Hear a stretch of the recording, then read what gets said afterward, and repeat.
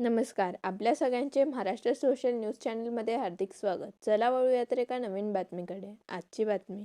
धुळे तहसील कार्यालयातील पुरवठा निरीक्षक तथा गोदाम व्यवस्थापक मनीष बागुल यांना लाचलुचपत प्रतिबंधक विभागाच्या पथकाने 5,000 रुपयांची लाच स्वीकारताना रंगेहात पकडले.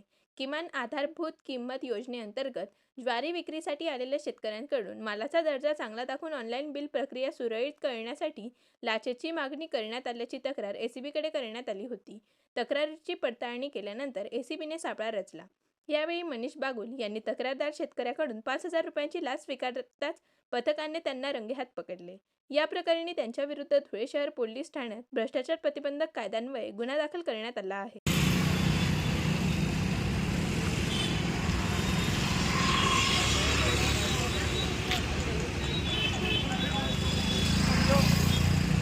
बातमी आवडल्यास चॅनलला लाईक व सबस्क्राईब करा व दररोज अशा नवनवीन बातम्या पाहण्यासाठी चॅनलला फॉलो करा. धन्यवाद.